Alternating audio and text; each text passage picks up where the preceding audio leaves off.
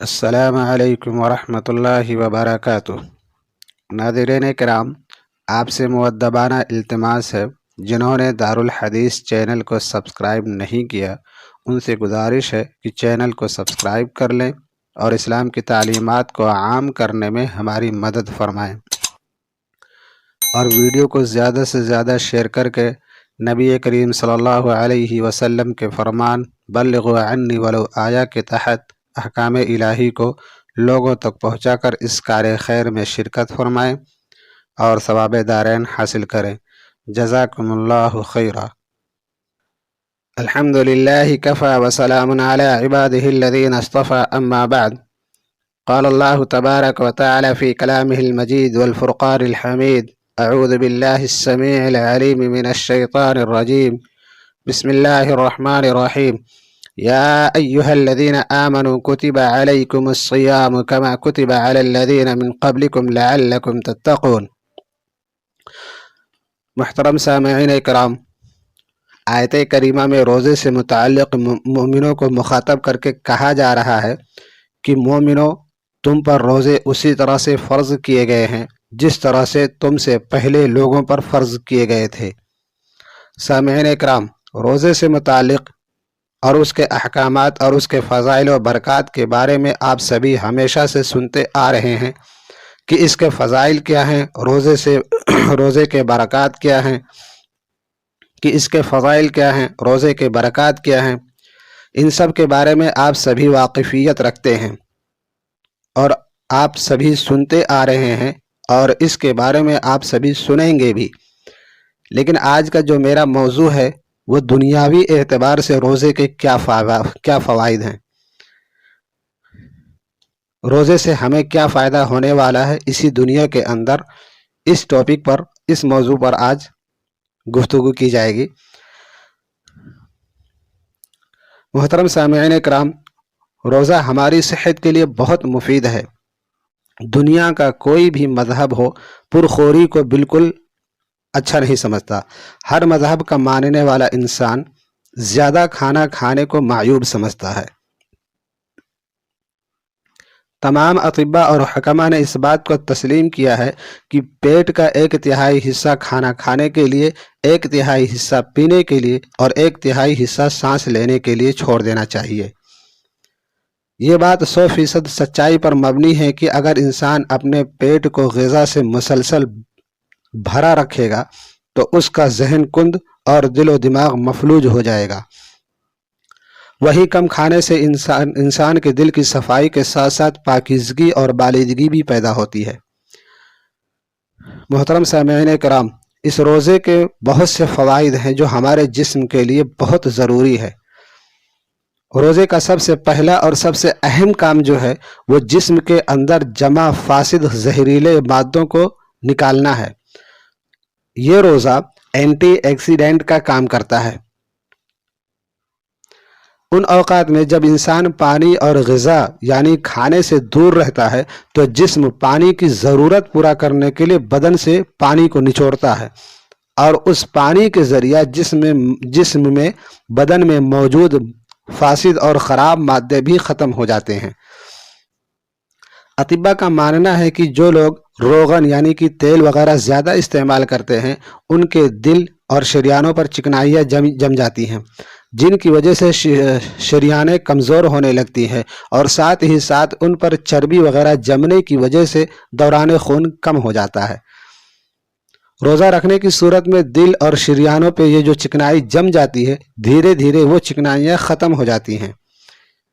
اس طرح آپ کا دل بالکل صحیح سلامت رہے گا اور شریانوں میں چربی نہ جمنے سے آپ موٹاپے کا شکار نہیں ہوں گے۔ موٹاپا ایسا مرض ہے جس کی گرفت میں آج ہزاروں لاکھوں لوگ ہیں، اور اسی موٹاپے کی وجہ سے لوگ کئی بیماریوں میں بھی گھرے ہوئے ہیں۔ مثلا امراض القلب یعنی دل کی بیماریاں، جوڑوں کا درد، ڈائبٹیز جیسی بیماریوں کے شکار ہو جاتے ہیں۔ روزے دار کے جسم کے زائد چربی کو پگھلا کر اسے توانا بناتا ہے اور موٹاپے سے بچاتا ہے۔ مغربی مفکرین بھی روزے کی اہمیت محسوس کرتے ہوئے اس کا خاص اہتمام کرتے ہیں۔ ऑक्सफोर्ड यूनिवर्सिटी के मशहूर प्रोफेसर मोर पाल्डा अपना किस्सा बयान करते हुए लिखते हैं और कहते हैं कि इस्लाम का मुताला करते हुए जब वो रोज़े के बाब पर पहुंचे तो दंग रह गए कि इस्लाम ने अपने मानने वालों को कितना अहम फार्मूला दिया है। वो आगे कहते हैं कि अगर इस्लाम अपने मानने वालों को रोज़े के अलावा कुछ ना देता तो भी उनके लिए रोज़ा ही अपने आप में एक बहुत बड़ी नेमत होती।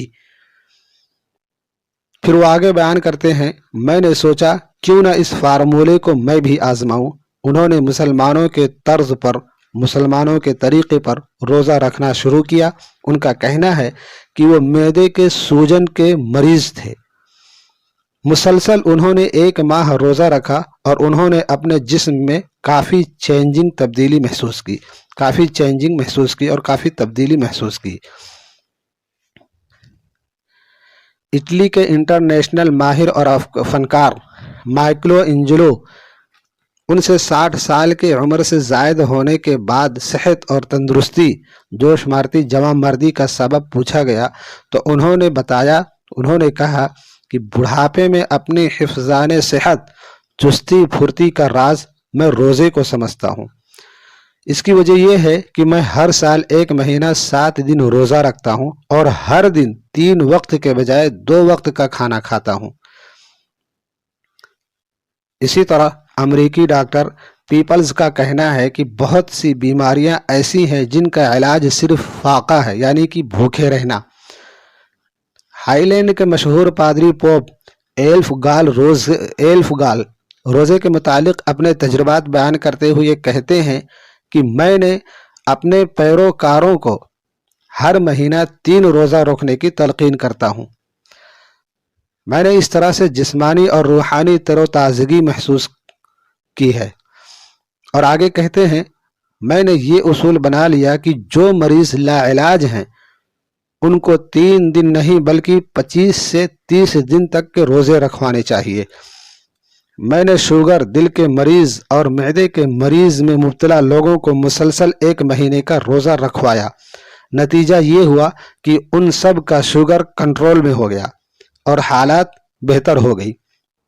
दिल के मरीजों की बेचैनी और सांस का फूलना कम हो गया, जबकि मैदे के मर्ज में मुब्तला लोगों को सबसे ज़्यादा इफाका हुआ इसी रोज़े के बिना पर।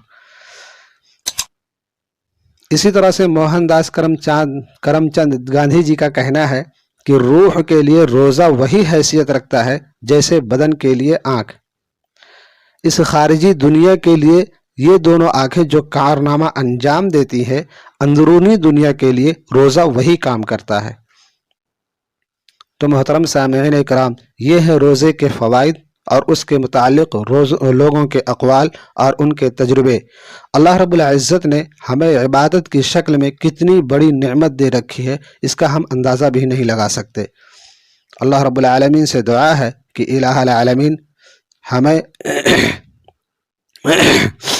अल्लाह रब्बुल आलमीन से दुआ है कि इलाहुल आलमीन हमें और इबादतों के साथ साथ इस रोज़े जैसी अज़ीम नेमत और अज़ीम इबादत को सर अंजाम देने की तौफ़ीक़ बख्शे।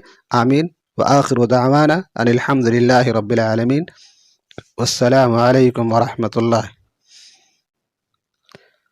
नाज़रीन किराम, दारुल हदीस के प्लेटफार्म से होने वाली दावत व तबलीग के मिशन को आगे बढ़ाने में हमारा भरपूर ताउन करें।